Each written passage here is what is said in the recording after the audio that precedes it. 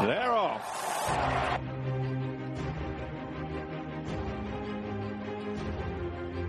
All covered, all ground, all beaten. Franco won the champion stakes and lived up to the title. Driven out after running, Sire Abruzzi has seized the opportunity this season and he's going to land the biggest prize of all, who lead the Derby field up to the line, and it's ruler of the world who won the Derby. A royal win in the Gold Cup. Esteban has done it. Esteban and Ryan Moore has won for Her Majesty the Queen. It's Monno to win the National.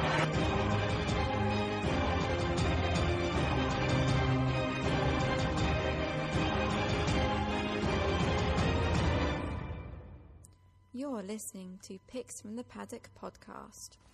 You are indeed listening to the Picks from the Paddock podcast with, as always, me, Rory Paddock, podcast regular David Weldon, and as with the last Goodwood show, we're going to jump straight into things, chaps. Obviously, we did a big Goodwood special last week. We gave selections, etc.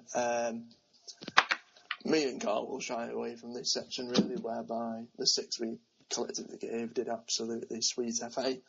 But Dave, bit of props to you. A winner, a place, and a non-runner. Can't say better than that. Only a good on the Thursday. That's the one. Higher than real. Were you impressed with the win? I was, yeah. He looked like a real out-and-out stayer, and I'd say he'll be on to the St. Leger at the end of the year, either the Irish version or the English renewal, and would be interesting to me. Probably lacks a few gears, but he stayed on really stoutly. So obviously, if you got on any of those selections from Dave, it was higher than real. Strong steps that placed, and again, he's non-runner. If you got on either of them, then big props to Dave. Sticking with Goodwood as well, guys. I'll be very frank and very honest and say that this year I realised something that a lot of people have been telling me about Goodwood, in terms of the festival itself, whereby you really can't take much form going into the race, and I didn't realise how much looking, running or draw bias there was at Goodwood with some races. I'll come to you, Carl. The question that I'm going to throw at the pair of you is, how trustworthy would you say Goodwood form is? Would you be able to happily take a horse that's done well at Goodwood, or maybe won at Goodwood over the last week, and be confident of it doing well again? Or is it just 5 days where you kind of go 5 days of anomalies, forget it, and move forward? Well, there's one I have for my notebook, which actually ran at Goodwood, but I'll come on to that a bit later on. But I think because it's like halfway through the season, maybe some of the better horses are being kept for perhaps that little bit later in the year. So this one that I'm going to mention later, I hope, is one to take away from it. Dave, again, is it just 5 days of anomalies, or do you really see? I mean, what I saw is a lot of big horses, sort of big name horses, avoid the festival. You know, it's not perhaps the showpiece as they try and make it out to be, perhaps. I think the ground played into that a lot this year, because it was soft going the first couple of days and then it dried out really quickly. So when you're making your declarations, 48-hour declarations, you would have been taking your horse out if you didn't want soft ground. And then there probably was a lot of non-runners come the end of the week who were looking for soft ground and didn't quite stay around. So I would take the week for what it is. It's very like Galway in that way. Horses that run well at Goodwood will always run well at Goodwood. Same with Galway. And I kind of just take a view on it that it's a good 5 days racing.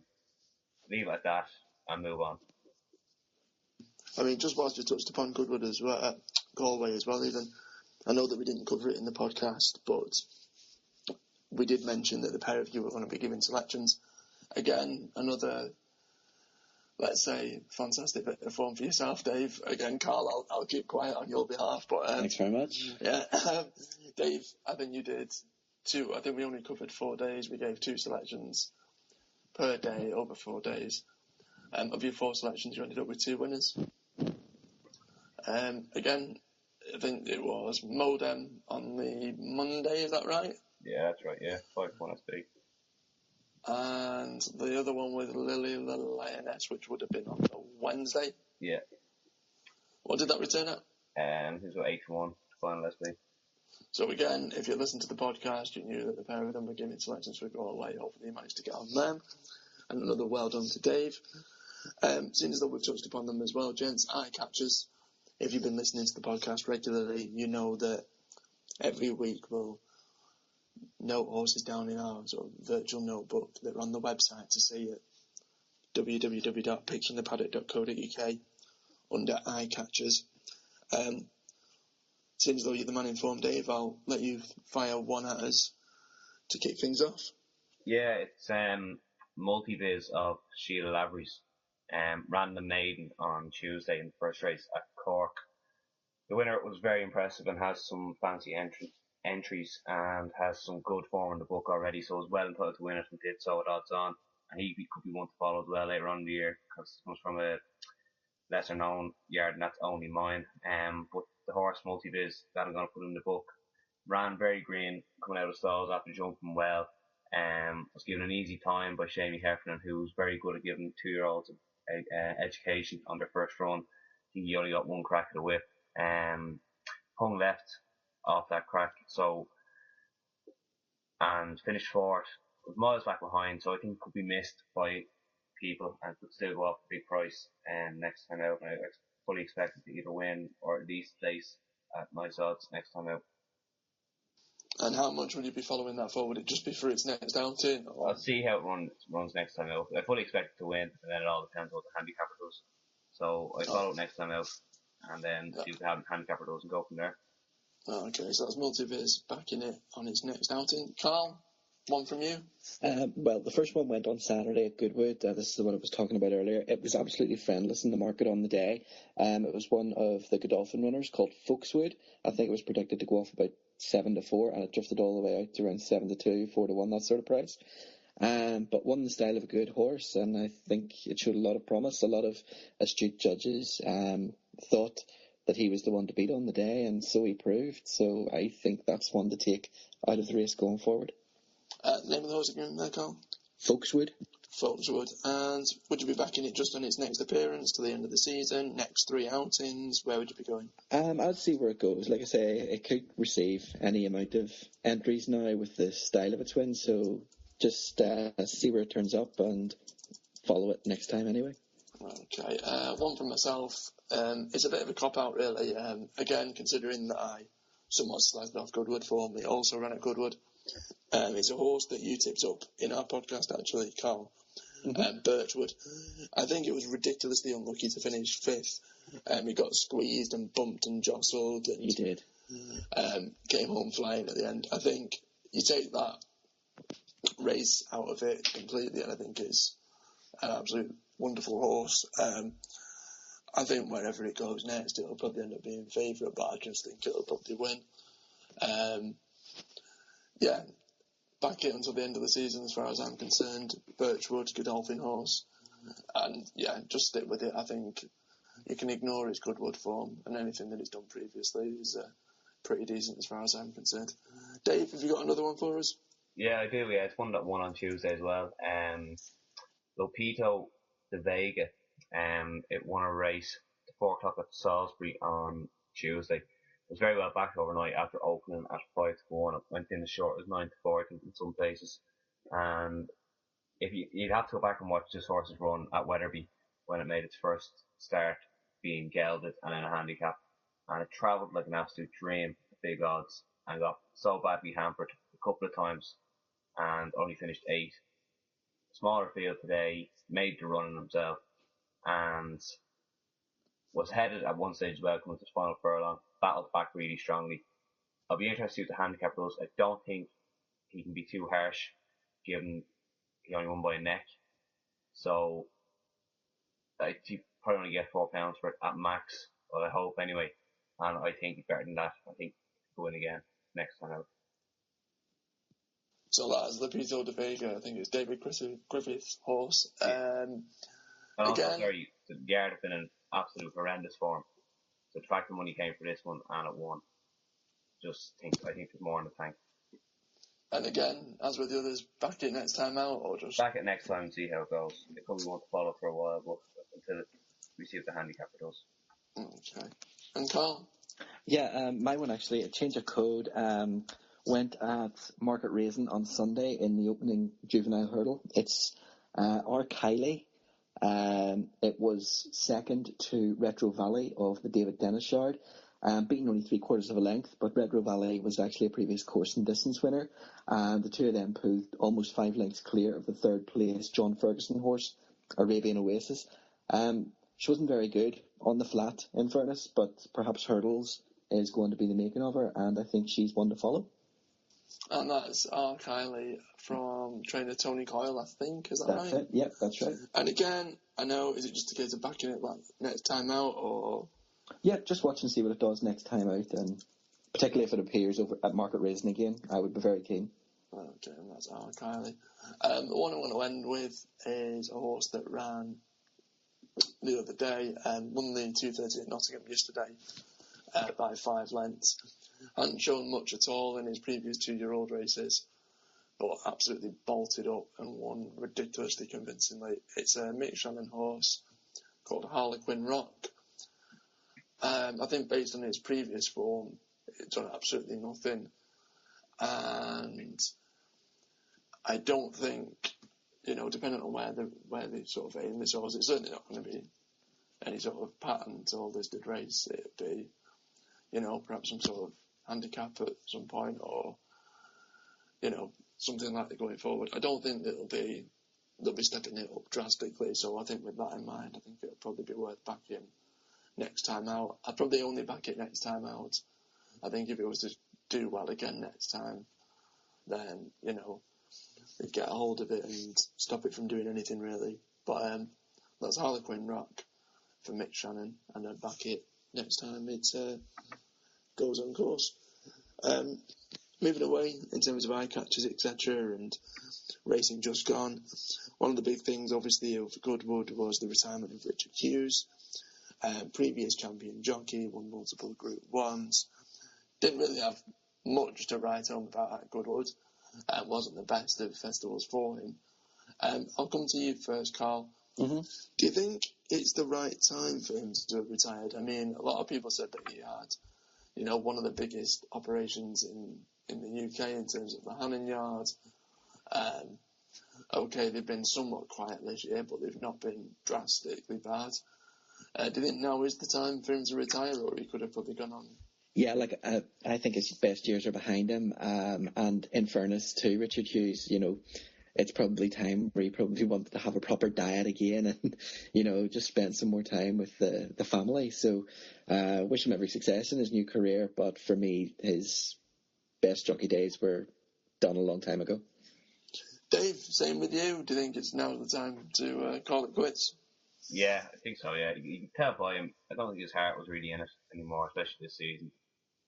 He's doing a lot more interviews and stuff like that, whereas in previous years you wouldn't really see him on Channel 4 and the likes like that, hosting the morning line with Nick Luck and stuff like that. So, yeah, it's definitely the time. He wants to move on in his career. All the best to him. Yeah, who do you think, I'll come back to you, Carl, who do you think replaces him at the Hannon Yard? I know that they've obviously said that the likes of Pat Dobbs and sort of the more apprentice and younger jockeys that they've got, that they retain, as it were, they're all going to be given a fair crack at the whip, but surely a big operation like that will need a leading man, a leading rider. Well, I think Cam Hardy is very much underrated. I think he should be given a fair crack at the whip, as well as Sean Levy as well. He's very capable as well. Both of them ride for the yard on numerous occasions, so I'd like to see one of the two of them become the main person there. Dave, anyone that you'd throw into the hat? I don't really think they need a big flagship jockey at the moment, because in fairness to them, they have a lot of their horses are Al-Shakab, and there's a couple of other big yards that have horses in there as well, so they could get away with having Vittori riding a few of them and that kind of stuff. So they'll probably stick with what they have at the moment in regards to Dobbs, Levy and Hardy. In fairness to Hannon, he's sending his horses all over the place as well, so there's not too many there's plenty of opportunities for the three boys anyway, like, you know. Yeah. I think obviously with the stable perhaps not hitting the peaks it has done in previous years, I think you're absolutely right, and probably now is the time for Hughes to call it quits. I think the struggle that's always been documented with him being pretty tall for a jockey and his weight and controlling that certainly will take its toll, and now, for what it's worth, my opinion is now probably is the best time. Do you think he's making the right decision to go into the training side of things, Dave? It's in his family, like, you know, his father, Desi, God rest him, was a Hughes trainer, and he was a jockey first and then a hunter trainer. His sister, Sandra, making a good fist with over here, taking over from Desi. I think it's something he always wanted to do. He's a real horseman, whereas look at the likes of AP McCoy, who probably was more determined than anything to be a jockey, and done all that, so he's going to go away from it now. It's always been Hughes' plan, I think, to be a trainer when he retired. He'll make a good fist, I think, but as we'll probably touch on in a while, I think he might struggle for a couple of years. It's very competitive out there at the moment. And Carl, I think Dave just answered pretty much the question, but do you think you see success for him as a trainer? Yeah, of course. He's a big name jockey, so he's going to attract, some big name owners. So in his career as a trainer, maybe some of the owners from the Hannon stable will follow him over, and he's obviously going to attract some interest from Ireland as well. So I think he'll do okay for himself. Yeah, I think there'll be a lot of people as well that are probably affiliated with his father and owners there that probably have sort of family connections, family ties, and probably, go with that as well. I think also the publicity that you would get in terms of an owner for having a horse with Richard Hughes, let's be honest, is going to get a lot more publicity in terms of what he's done as a jockey as well. I'll ask you this as well, chaps. Any noticeable or memorable rides from Hughes? I'll kind of kick things off here as well. One that kind of sticks in my mind is a Royal Ascot win back in 2009 in the Queen Anne Stakes. He rode Back Old Boy to victory. It was very much typical Hughes in terms of the ride. Stylishly moving alongside its rivals and finished 1.5 lengths in front. Very much the epitome of what Richard Hughes was good at doing in ensuring that his ride did just enough, and he had just enough to win, and did just that. Dave, any memorable rides or memorable moments of Richard Hughes' career? From a purely punting perspective, when he won the 1,000 guineas on Sky Lantern, I absolutely loved that mare, and won me a fair few quid that day as well. So, that for me, like, just sided through the field, and especially, I think he rode her in the Coronation Stakes as well, and I was reading about him in the paper today, and he was last, and he was a long last, and he just knew the pace was too quick up front, so he sat and waited and picked him up going away inside the last furlong in typical Hughes style.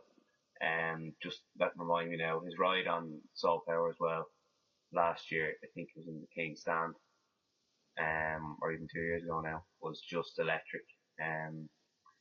So yeah, with typical Hughes hold up ride, it's always nice to see it. When it comes off, it looks amazing, but when it doesn't, they look foolish, as he'll probably say himself. And Carl, final words with you, my friend. Just with his association with Tiggy Wiggy last year, really, that sort of got him excited again about the game after his brief retirement the year before. So that's what I really associate him with quite recently. He hasn't really done it on the horse this year, but last year his association with Tiggy Wiggy. Brilliant. I mean, obviously, I'm sure we'd all wish him well for the future. Hopefully things go well training-wise. But what we'll do, past is in the past. After the break, we'll come back talking about the 21-day riding suspension that was given the other day, and also looking ahead to Saturdays and Sundays. You're listening to Picks from the Paddock podcast, your dedicated racing podcast. Visit picksfromthepaddock.co.uk, all you need for racing. Welcome back. We're going to jump straight back to things after that break. one thing recently that's happened is apprentice jockey David Fitzpatrick has picked up a 21-day riding ban for what was deemed the ride on Rory's little sister on Monday to the stewards as not ensuring that the horse finished in his best possible position. The three of us have watched the race. We've watched it again just now in the break. And yeah, I mean, I'll kick things off. It does seem pretty harsh, but equally the footage itself of the race, it looks bad, Dave. It looks pretty bad. Your thoughts? It does look bad, but if you look at the race again, I assume the stewards did. The horse blew the start, it reared up coming out of the stalls, and effectively his fate was sealed in the first furlong. It was only a 5 furlong sprint or 6 furlong sprint. You're not going to make up that ground over them distances. He didn't give the horse a hard time, brought it into the race, and then he was kind of hampered as well on the inside rail, a little furlong out by another horse. So, like, I completely understand where Stuart's coming from. He's a young lad. He needs to learn. He can't be doing this. If he'd pushed that horse up, given it a couple of cracks of the whip, and even tagged it onto the end of the field, nothing would be said about this. The fact he sat on the horse and didn't really move to about 2 furlongs out, where he's tried to push the horse into contention, hands and heels. And even then, if he used the whip a couple of times, he might have got away with it. But I feel sorry for the lad because he doesn't have a track record of doing this. His first offence, really. And this young lad, he's trying to make his way in racing. 3 weeks is massive for him. Like, there's an apprentice handicap at every Irish meeting.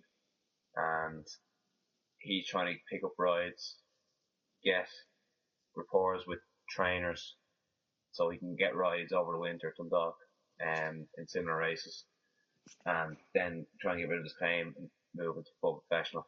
I thought the trainer was very harsh coming out and completely hanging him out to dry. I think probably should have stood by him a little bit. Like, on the face of it, it looks absolutely terrible, and I'd be the first to give out about non-triers. But if you look at it carefully, the horse blew the start, and over that short distance, you're going to struggle to take up the ground. And he could have went about it a different way to get away with a ban, but with all that's been said recently about horse welfare, and that saying that thing at Goodwood last week riding a horse that was found to be lame, you can't have it both ways, is the point I'm trying to make. Yeah, I think a lot of people looked at the race and just thought the fact that Fitzpatrick wasn't seen to be doing anything up until the very closing stages of the race is probably what would infuriate, I guess, the average punter or racing fan. But I think you touched on something that was very apt, is if you're sat on a horse and you know that due to a mistake, whether it's yours or not, at the beginning of the race, that at that point your horse is now not going to win, do you, for the sake of making yourself look good and hopefully avoiding a ban, then ride the horse to death so it looks like you're showing willing, but then put the horse's, well, like you said, welfare at risk? You know, if I'd have backed that horse, I would have been, you know, infuriated as a punter. But I guess, like you said, you can't have it both ways. Considering it was a first offence as well, I think it's probably harsh, 21 days for a young rider like that. I think it's good that an example is being set, and that finally we are having serious bans or serious suspensions for non-triers, and I hope this carries on in the same vein. But I could list numerous occasions whereby it's been much more blatant and the jockey's either gotten away with it, as it were, or has ended up with a smaller sentence. I think what was impressive to me is that in a day and age whereby all sportsmen, whether amateur or professional, who are in the public eye, as jockeys are, things such as Twitter and Facebook, etc., makes them a lot more accessible. That it was nice and refreshing to see a jockey just literally be very blatant and honest and just said, it was my fault. I messed up. I gave the horse a bad ride. That was all at my feet, at my door. Whereas you would see some professionals, a lot of professionals, even if they knew it was their mistake or their error, come out with the same sort of lines and, people try and sort of cloud the area. I think that's one thing that Fitzpatrick should probably be commended about. Just held his hands up. I'm a young rider. I made a horrendous mistake. I apologise. Don't want to try and sugarcoat it. It is what it is, and there's no defending it. Carl, your thoughts? I'm a little bit torn in truth, because we'll have to put it into perspective. It was an apprentice handicap. At the end of the day, the guy's still learning his trade. He's only had 28 career rides in his life, one winner. I think the stewards have made the right decision in sending him to the Racing Academy and Centre of Education to learn a bit more about his trade. But for the trainer to come out and be completely scathing of the ride, I thought was a little bit rough. And full credit to David Fitzpatrick, who fully admitted that, it wasn't the highlight of his career. But I just, it's not a sort of race that I would have a bet on personally, but I could easily see why people would feel aggrieved if they did. Well, hang on, this horse was 25 points. It wasn't even well fancied. I'm sorry, I'm just reading the report from the Turf Club.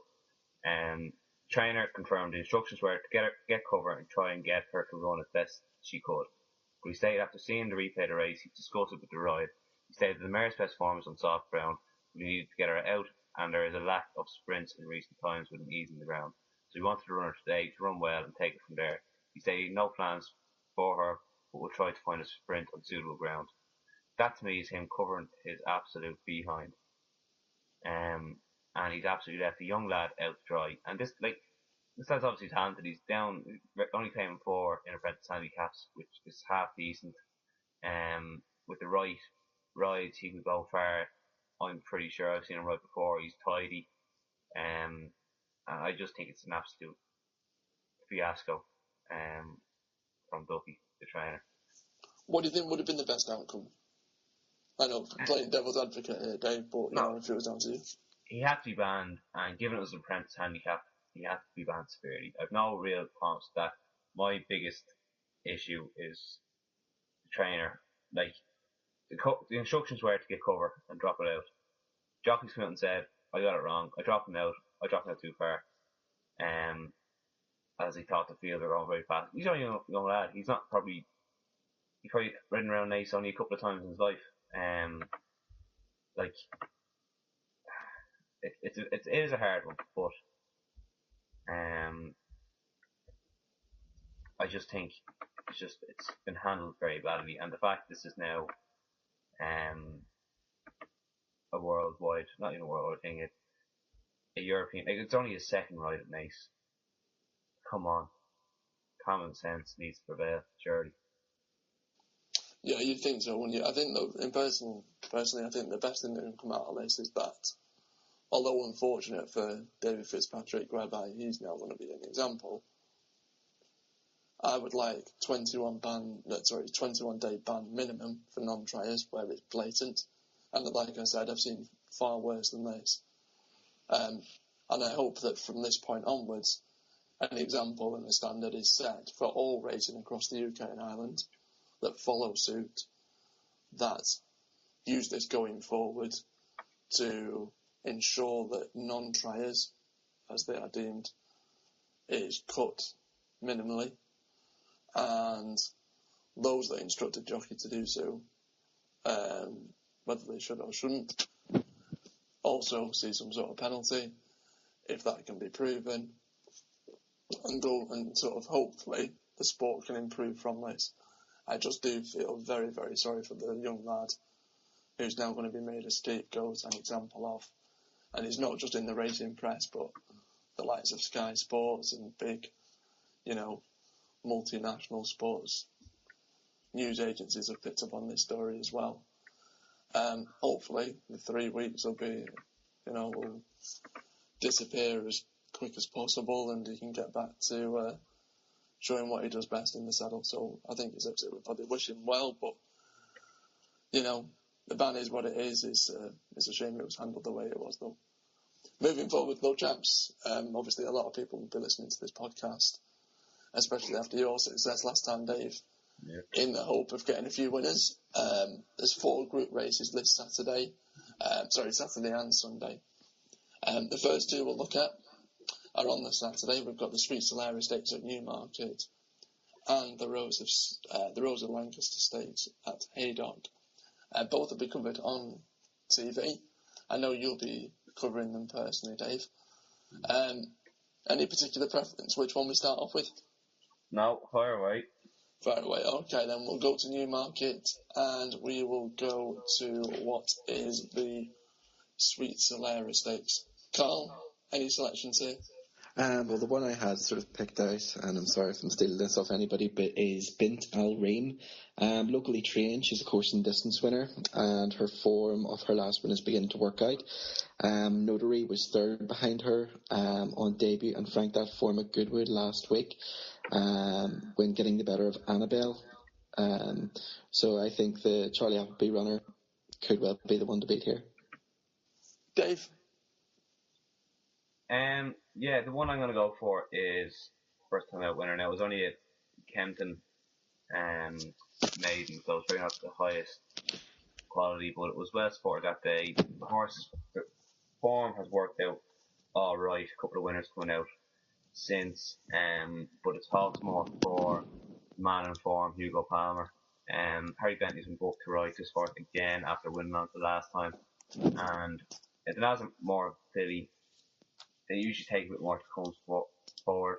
So the fact that this one has won first time out over the distance in a decent enough race, I think she could be worth following here, hopefully in each way price. Yeah, and the one I'm going for a different one here, is the Ed Dunlop trained Shiraka. Won its race last time over course and distance, and I think course form at Newmarket is something that's definitely worthwhile.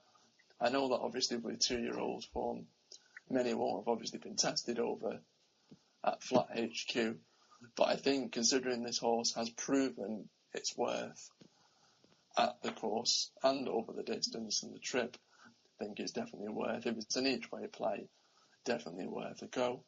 I probably agree with you though, Carl, that Bint Al Reem is probably the one to beat, but I think Shiraka could be decent value. Sticking with Saturday, chaps, and obviously off to Haydock. Dave, we'll come to you first here for the Rose of Lancaster Stakes. Where's your money going?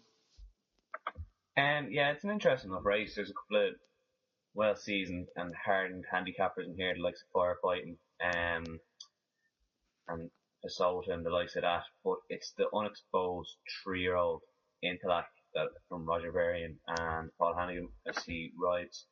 This horse has some good form. It was thought worthy enough to go to the Guineas after winning a Newbury maiden quite comfortably.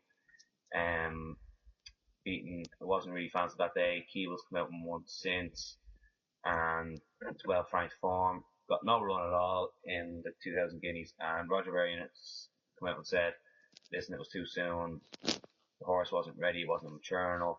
Gave it a break back in July and beat Consort in a listed race at Newbury, which is good form given that Consort was only about 3 lengths behind Glen Eagles at Royal Ascot. So on a form line through Consort, the Glen Eagles intellect should have far too many gears for these and should hose up doing handstands, in my opinion. Yeah, I'm with you, Dave. I think that form behind Consorts is probably the best of what we've got on offer there in the race. I don't think any of its rivals, has much in terms of, scope to improve. I think at the age of 3, it's certainly got room to grow. And yeah, it should be a race that it should probably win relatively comfortably. I think if Consort was in this race, it would probably beat the majority of this field as well. Considering it beat it relatively well last time out. Intellect, definitely one for me. Carl? Looks like it's a clean sweep here. I've also put down Intellect. He improved from his run behind Glen Eagles to win Lister Race at Newbury last time, where he absolutely destroyed firefighting. He's likely racing open to any amount of improvement. Of the remainder, Candal from the Michael Desangles yard could well be anything. If the trainer brings him all the way over just to contest this, he could appeal at a bit of each way value. You're not sure to get Master Carpenter running the same sort of race that he ran last time. He had a hard race, and racing history, this may just be a step beyond him at this stage of his career. So that's Intellect from all 3 of us for the race at Haydock. Another thing worth noting as well for racing fans is that it's the Sugar Cup from Ascot this Saturday, and racing actually starts as early as 12:55. I think the Channel 4 are covering the whole 6 races, the first 2 of which will be on More 4, and then the remainder will be on Channel 4. So there's a few more extra races for you to go out there, Dave. Moving on to Sunday, obviously we crossed the sea over to Ireland to the Curragh, but we've got a Group 3 and a Group 1 race to contest. We've got the Phoenix Stakes and the Phoenix Sprint. We'll leave the Group 1 till the end. So the Phoenix Sprint, I'll come to you, Carl, first. Where's your money going here? Well, I'm going to be doing a rain dance and hope that it comes in time for Marek. Ivana McCutcheon seems to have rejuvenated him back to somewhere near his best. He has been off 78 days. That's my only worry. But if the rain does come, he has to have every chance. Dave? Yeah, the horse I'm going to go for is Fort del Oro. It's a lightly raced daughter of Lope de Vega, who I'm a big fan of, and really grown on me lately. She finished second to Your Best Chance at the Curragh over a course and distance on soft ground, and was really well back that day. And Eddie Lynham was on record after it won next time out, saying they were absolutely devastated that she didn't win first time out. Kind of shows you the high regard she's held, and she went then to win a maiden over same course and distance a month later by 4.5 lengths. Now, what that form equates to, I'm not quite sure. It was a 3-year-old maiden, and it wasn't the best field, let's say, but she won it very impressively. And given the next step is a Group 3 sprint, I just think you have to take up and step up and take notice when Eddie Lynham does this with his horses. And given he is the sprint king, my money be on her. Yeah, I think any sort of sprinter that comes out of the Lynham yard, you have to kind of, stop, look, and take notice. Personally, I'm going for a British Raider, Matt Moo. I'll be doing a similar sort of rain dance, but I won't be overly concerned if it does end up good on the day. It's a horse that I've tipped up a few times, and it's not actually won this year. If the rain does come by Sunday, then I think it would be advantageous, but not a necessity. Chatting off air before, and British trainers seem to do pretty well with the sprinters, with the sprint races over in Ireland, and I think Matt Moo for East to be hard, if it's an each way price, could do really reasonably well. I think it's also worth mentioning Eastern Impact, but if I had to put money on either, it would be Matt Moo at this point. Ending with the Group 1 chaps, we've got the Phoenix Stakes for 2-year-olds. Personally, Washington DC was really impressive at Ascot. I know that it was just a handicap, but the way it won that day, I was very impressed. It seemed to tick an absolute ton of boxes and has an abundance of scope. Certainly it'll be the best race it goes up against, best race in terms of rivals it'll go up against. But I think, obviously, with it coming from the Ballydor yard, I know they've still got a couple of entries in there, and whether or not it takes up this entry, I wouldn't be 100% certain. But if it does, it's definitely the one to beat for me. Carl? Well, there's a higher rated one entered at this stage from Ballydoyle, and that's Painted Cliffs. The style of his win last time appealed a lot to me. He won by 2 3/4 lengths when he managed to see off the challenge of Rockaway Valley from the Jesse Harrington team. He's joint highest rated in this race, along with Buratino from Mark Johnson's stable. He's had not as many runs as that horse. This is his backyard, and perhaps he can show something here and go on again. And we'll end with the man in form. Comes to you, Dave. Where's your in the group one? This horse could be turning out to be my nap the whole weekend. In fact, maybe even the month of August. Most beautiful comes from the David Watchman yard. Wayne Lorden will ride. Won a Group 3 last time out. Fair enough, not the strongest Group 3. Only 3 runners turned up. But the second has since come out and won very impressively in a maiden at Cork. And in the race before that at Navan, a maiden over 6 furlongs, he beat Waterloo Bridge from the Aidan O'Brien yard, who then went on to win the Group 2 Norfolk Stakes at Royal Ascot, beating Logout Island and King of the Rooks. Now that form probably hasn't played up to as strong as it would look on paper, but this form still is open to massive improvement. Stiff 6 around the Curragh will suit, and out of Camper Cliffs, I think she has a right chance and she'll take all the beating in my opinion. So those are our selections for all 4 group races this weekend from England and Ireland. If you've got any selections, remember, jump on Twitter, jump on Facebook, or visit www.picksfromthepaddock.co.uk. Send us your selections, get in touch with us. Remember to like our Facebook page, follow us on Twitter @PicksPaddock. Thanks for listening, and remember to tune in. You're listening to Picks from the Paddock podcast, your dedicated racing podcast. Visit picksfromthepaddock.co.uk, all you need for racing. Stay updated by hitting that like button on our Facebook page and follow us on Twitter @PicksPaddock.